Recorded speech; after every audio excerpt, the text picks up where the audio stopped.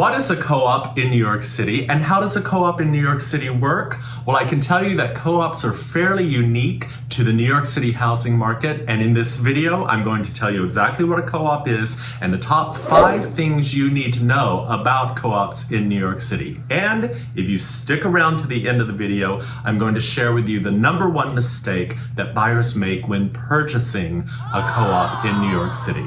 You ready to get started? Let's go.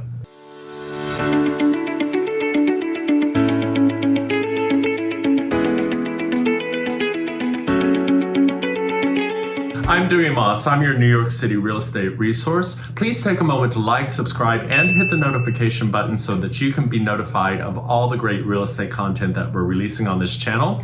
Take a minute and stick around to the end of the video for that great tip that I mentioned earlier. And let's get started. So, what is a co-op in New York City?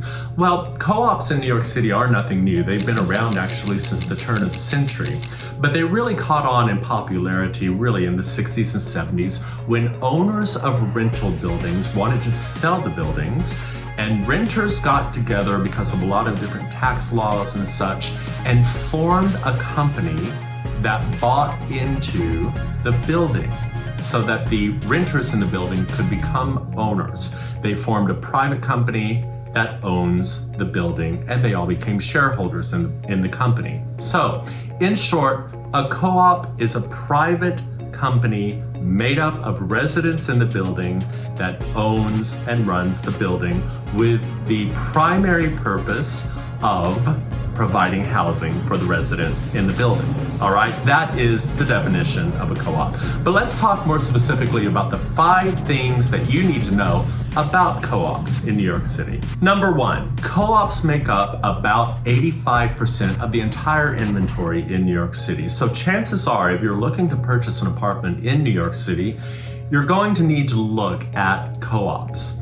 Condos make up the other 15% along with some townhouses and such things, but co-ops are by far the largest portion of our inventory in New York City. So if you don't want to purchase into a co-op, then you're going to have limited inventory to look at. So do keep that in mind when you're looking around. #2, as I mentioned earlier, co-ops are a privately owned company. The company that owns the co-op is made up of residents, but it is a private company and is afforded the rights of any private company, right? So they can make a lot of decisions. The company has an elected board made up of residents that the residents vote on to put in power to make decisions. So it's just like any other private company. That board is elected and put in charge to make decisions on behalf of the residents to help run the building. So once you're a resident in the building, you too could run for the board if you want to. Think about that.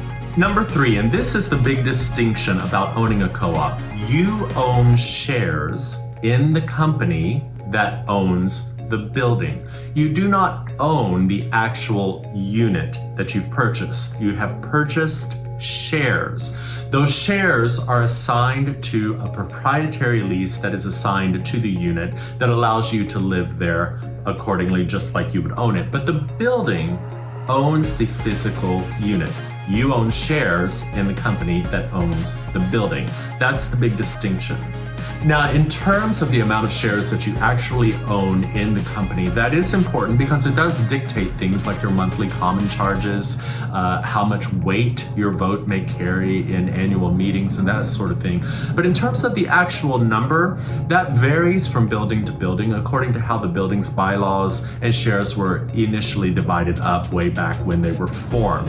So you might have thousands of shares for some buildings, you might have hundreds of shares divided up amongst the residents. Usually shares are divided up according to apartment size. So a 2-bedroom apartment is going to have more shares in the company than what a 1-bedroom is. There are some variations on that. Maybe the 1-bedroom has an enormous terrace and has actually more size to it than a 2-bedroom. That might cause the shares to go up. But in general, shares are assigned according to apartment size. #4, you have one monthly payment called the maintenance payment in a co-op. Now, sometimes you refer to that as common charges, but it's important to understand that because you're a shareholder, you're not paying property taxes out of your own pocket for your unit. You don't own any property, you own shares. Now, that maintenance payment is a per share cost for everything that it takes to run the building. So that's including the cost of electricity, that's including any staff that you have to pay, the full utility, anything that it costs to actually run the building. But also, and possibly more importantly, the per share cost includes a portion of the underlying mortgage of the building, the property taxes for the building, mortgage rate interest, and all those kinds of things, which means that a portion of your maintenance payment is tax deductible.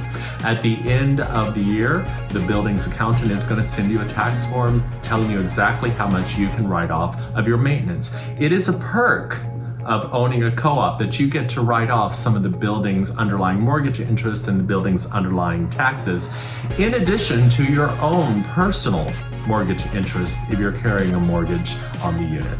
Number 5, when purchasing a co-op, you're going to have what's called a board application, or sometimes we call it the board package. This is not a 2-page application. This is an extensive financial and personal reference package that can be hundreds, if not thousands, of pages long, depending on what the board requires you to submit. The board gets to make their own rules, so they can ask for practically anything. What they're wanting to do is to make sure that you're coming in as a financially secure shareholder and will be a good resident. If one shareholder falters, it sort of brings down the entire company. Boards can also dictate the amount of your down payment over what a bank says, which is why we really don't have the 3% down payments for first-time home buyers, because boards want to have you putting in equity to come into the community, because the more equity you have, the chances are the longer you're going to stay, right? So you're not going to just come in, flip the apartment. The whole purpose of a co-op is to create a very financially secure and stable community. You will submit the board application, they will review the board application, and then grant you an interview where you will come and meet with the entire board, or sometimes you meet with just the president and go through an interview process. Again, they're wanting to check you out. They're wanting to make sure you're going to be a great shareholder coming into the building. Once they approve you, you can move to closing. The entire process for the board application, while you may be getting a mortgage, to board approval and the interview can actually take anywhere from 3 months or longer. It's rare for it to take under 3 months. I've done it in 2 months at times. It just depends on what is going on with the actual deal. So it's a process, but it's a good process as long as you have someone to guide you through it. All right, I promised you a big bonus if you stuck around to the end of the video, and here it is. The number one mistake that buyers make when purchasing a co-op in New York City is twofold. Number one, not working with a great professional agent, and number two, not being prepared and having a strategy to buy. All right, so what do I mean by that? Well, let's take an example. Remember, co-ops are a private company and can make any rules for the most part that they want. So let's say you're a parent wanting to buy an apartment for your adult child, and the adult child is a student at one of the universities here in New York City. You're out and about looking at all sorts of apartments, and you find one that you absolutely love. Your son and daughter says, yes, let's get this one. And then you find out you can't buy it. It happens. Why? Because that particular co-op may not allow parental purchasing. They may not even allow a co-purchase between the two entities, or they may not allow students to live in the building who can't really pay the maintenance charges, right? They're looking for financially secure shareholders. So there's lots of rules. So in the beginning, your agent that you're working with must qualify you in a myriad of different ways, right? They must understand your finances. We have a statement for you to fill out to make sure that you're going to meet all the financial requirements of the co-op. They're also going to need to understand your buying situation. Are you making a co-purchase? Are you buying for your student? Are you buying as a pied-à-terre? All these things are rules that the co-ops may or may not allow. So you must create a financial strategy, you must get pre-approved, and you must have criteria for an agent to go out and find the appropriate buildings for you to look at where they know that you have a high chance of getting approved. Co-ops may want, for example, a 20 to 25% debt to income ratio. You have a 30% debt to income ratio and your mortgage broker has said, well, that's no problem, we can approve you, but the building will not approve you, right? You may have 10% down. The building requires 20% down. Co-ops don't bend rules for individual shareholders. They look to bring shareholders in the building that fit all of their criteria. So the number one mistake is quite simple: not preparing enough, not understanding the market, not being ready to purchase into a co-op. If you work up front with your agent, who I hope would be me, but if not, someone who is great, who understands the ins and outs, who's going to help walk you through the entire process, hold your hand until you're at the closing table, you will have no problems buying a co-op in New York City. But it takes that level of preparation, both on your finances and the criteria.